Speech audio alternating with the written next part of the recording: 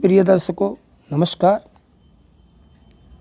मैं आर.पी. शर्मा आपके चहेते channel Angira channel से आज फिर एक बड़े इंटरेस्टिंग विषय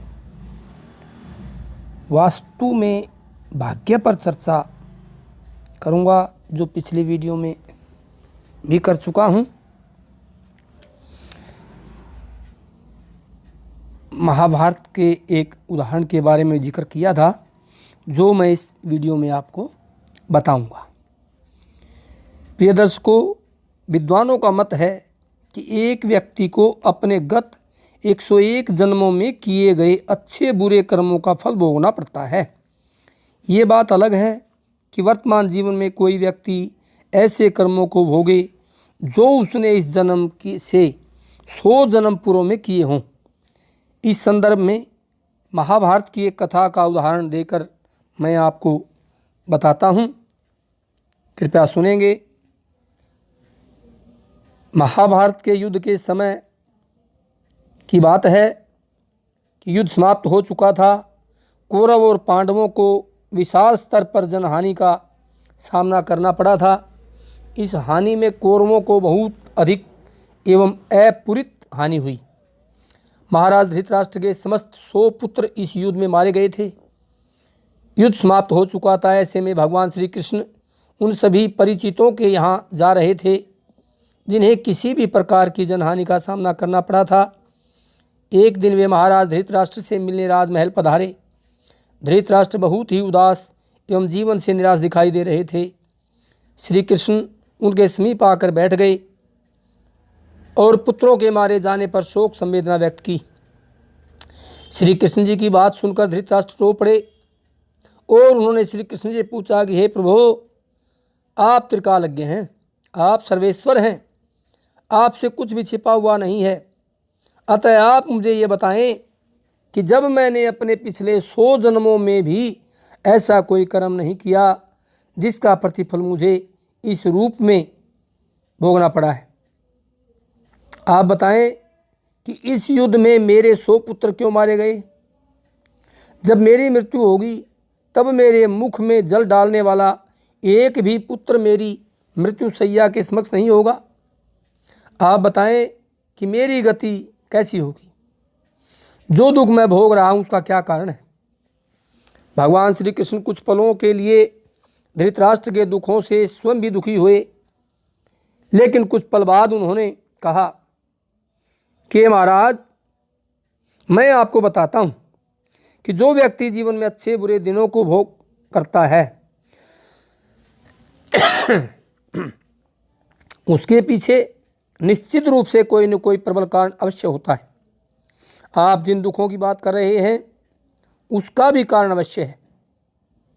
आपने कहा कि मैंने पिछले 100 जन्मों में कोई गलत कार्य नहीं किया है, लेकिन मैं आपको ये बताना चाहता हूँ कि व्यक्ति को अपने 101 जन्मों तक का लेखा जोखा अवश्य भोगना पड़ता है। जो दुख आप आज भोग रहे हैं उसका संबंध आपके 101 जन्म पूर्व की घटना से है। धृतराष्ट्र ने इस बारे में जानने की उत्सुकता प्रकट की।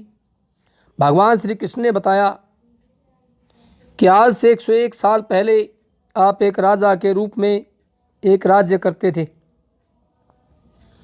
आप अत्यंत दयालु और सबकी सेवा सहायता करने वाले बड़े महान राजा थे। यहाँ तक कि मानवों के साथ साथ पशु पक्षियों के हितों एवं दुखों का भी ध्यान रखते थे। एक दिन की घटना है कि आप प्रातःकाल अपने महल के उद्यान में बैठे हुए प्रकृति के सौंदर्य का आनंद ले रहे थे। उसी समय एक हंस दंपत्ति अपने 100 बच्चों के साथ उद्यान में आपके समक्ष आए। हंस ने आपका अभिवादन करने के बाद निवेदन किया कि वह अपनी पत्नी के साथ तीर्थ करने के लिए जाना चाहता है। हे महाराज, इस तीर्थ यात्रा में वह अपने बच्चों को साथ ले जाने में सक्षम नहीं है, इसलिए मैं चाहता हूँ कि मैं और मेरी पत्नी जब तक तीर्थ यात्रा से लौट कर आएँ तब तक मेरे इन 100 बच्चों को आप अपनी शरण में ले लें। आपका बड़ा उपकार होगा। आपके लिए कोई समस्या वाली बात नहीं थी और आपने दरबान को बुलाने के लिए तत्काल ताली बजाई। आपकी ताली की आवाज़ सुनकर वहाँ दरबान तो नहीं आया, लेकिन आपका रसोइया अवश्य आपके पास आ खड़ा हुआ। आपने रसोइयों को संकेत किया कि हंस दंपत्ति के इन बच्चों को अंदर ले जाओ। रसोइया हंस के बच्चों को अंदर ले गया। हंस अपनी पत्नी के साथ खुशी खुशी तीर्थ यात्रा के लिए उड़ गया। 1 माह के पश्चात वह हंस दंपत्ति वापस आए। उस समय भी आप उद्यान में बैठे हुए प्राकृतिक सौंदर्य का आनंद ले रहे थे। हंस ने अब आपका अभिवादन पुनः किया और अपने बच्चों को लौटाने का निवेदन किया। आपने तत्काल ताली बजाकर रसोइये को बुलाया। रसोइया आपके पास आ खड़ा हुआ। आपने उससे कहा कि हंस के बच्चे इन्हें वापस लौटा दो। आपकी बात सुनकर रसोइया असमंजस में आ गया। उसने धीमे स्वर में कहा कि हे महाराज, बच्चे लौटाने संभव नहीं है। आपने उस दिन संकेत में मुझे हंस के 100 बच्चों को भीतर ले जाने का आदेश दिया था। मैंने यह समझा कि हंस के ये बच्चे आपके भोजन के लिए आए हैं, इसलिए उनमें से रोज़ 2 सुबह और 2 रात्रि को आपके भोजन में परोसता रहा हूँ। वे सारे बच्चे समाप्त हो गए, कोई बच्चा जीवित नहीं है। अपने बच्चों की इस विभत्स एवं कष्टकारक परिणामों को जानकर हंस दंपत्ति का सीना तार तार हो गया। हंस की पत्नी इस घटना को सह नहीं सकी और उसने वहीं तड़प कर प्राण त्याग दिए। हंस ने अत्यंत दुखी मन से आपको श्राप दिया कि हे महाराज, हमारे 100 पुत्र होते हुए भी आपके कारण से हमारे पास एक भी पुत्र जीवित नहीं है।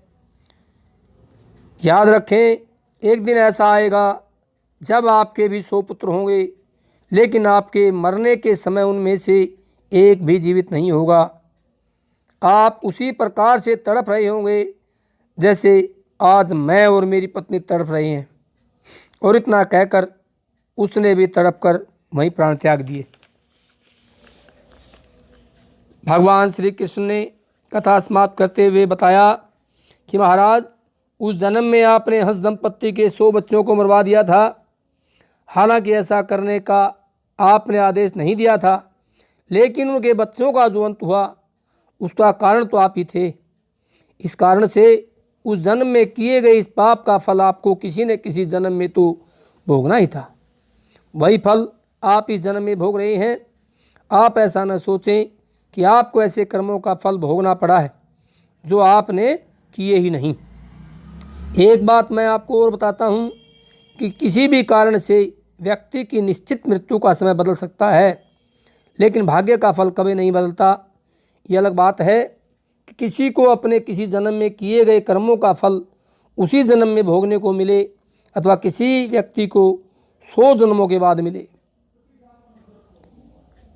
उपरोक्त आधार पर अथवा ऐसी सोच नहीं है जिससे वास्तु, ज्योतिष अथवा भाग्य के प्रभाव को नकारा जा सके। ये सभी अपने अपने स्थान पर प्रबल हैं और अपना शुभाशुभ प्रभाव अवश्य देते हैं। जो व्यक्ति अपने भवन का निर्माण करवाता है उस समय वह निश्चित रूप से किसी वास्तुविद से अवश्य परामर्श करता होगा। वास्तुविद के परामर्श के अनुसार ही भवन का निर्माण करवाया जाना चाहिए, लेकिन 100% वास्तु सिद्धांतों का पालन करना किसी भी आम व्यक्ति के लिए संभव नहीं है। इस कारण से किसी न किसी प्रकार का वास्तु दोष रह जाना बड़ी बात नहीं होती।